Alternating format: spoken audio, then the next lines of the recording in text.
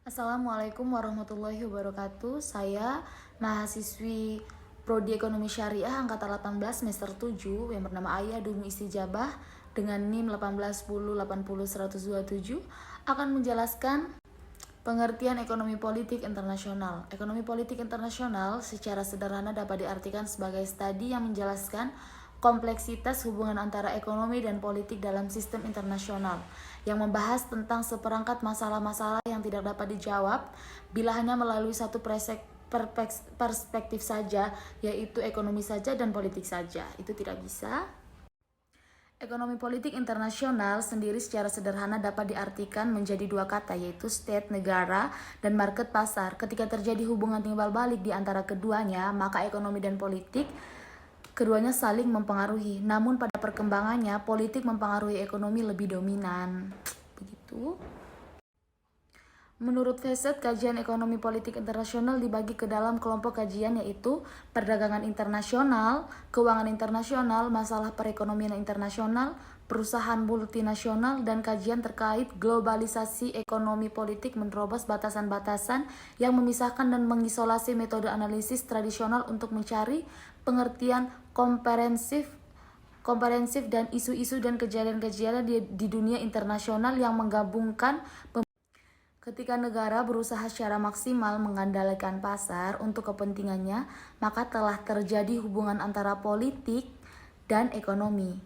Kemudian melalui studi ini, ekonomi politik internasional ini, maka orang akan disadarkan bahwa kegiatan ekonomi suatu negara bisa jadi di baliknya terdapat motif politik. Sehingga manfaat nyata dari studi ini adalah kita dapat mempelajari berbagai interaksi pemikiran dalam akan disadarkan bahwa kegiatan ekonomi suatu negara bisa jadi di baliknya terdapat motif politik. Sehingga manfaat nyata dari studi ini adalah kita dapat mempelajari berbagai interaksi. Sebagai contoh adalah ketika kekuasaan membutuhkan ekonomi untuk memperkuat powernya, terbentuknya rezim internasional adalah salah satu contoh nyata. Di satu sisi, rezim internasional dibutuhkan untuk mempertahankan dan menstabilkan ekonomi internasional. Namun di lain sisi, muncul kritik terhadap rezim internasional. Sehingga timbul kesadaran bahwa ada interdependensi antara proses politik dengan kondisi. Begitu, guys. Munculnya studi tentang ekonomi politik ini bermula pada keputusan negara-negara Arab yang memboikot pasokan minyak buminya untuk mereka ekspor ke luar negeri, sehingga berimbas pada stabilitas perekonomian dunia dan kondisi politik dunia. Adapun faktor pendorong terjadinya perdagangan internasional, yang pertama, perbedaan selera konsumen, bisa juga karena perbedaan faktor produksi yang dimiliki. Terus yang terakhir itu perbedaan barang dan jasa yang diproduksi. Adapun manfaat dari perdagangan internasional, setiap negara yang berdagang dapat menikmati semua barang yang dibutuhkan. Kedua, memungkinkan terjadinya spesialisasi. Ketiga, meningkatkan produktivitas dan efisiensi produksi. Keempat, mendorong munculnya teknologi baru dalam proses produksi. Kelima, memperluas daerah pemasaran. Keenam, mempercepat pertumbuhan ekonomi. Ketujuh, memperluas lapangan kerja. Kedelapan, memperoleh tambahan devisa bagi negara neraca pembayaran surplus. Selanjutnya ada kebijakan perdagangan internasional. Kebijakan yang pertama yaitu ada tarif, dibagi ke 3 jenis tarif, yaitu tarif ad valorem, tarif spesifik, kemudian yang terakhir tarif spesifik ad valorem. Kedua ada kuota. Kuota juga dibagi beberapa. Kemudian ada ketiga itu larangan ekspor, keempat larangan impor, kelima ada subsidi, keenam ada premi, ketujuh ada diskriminasi harga, kedelapan ada dumping. Kemudian ada pembayaran internasional.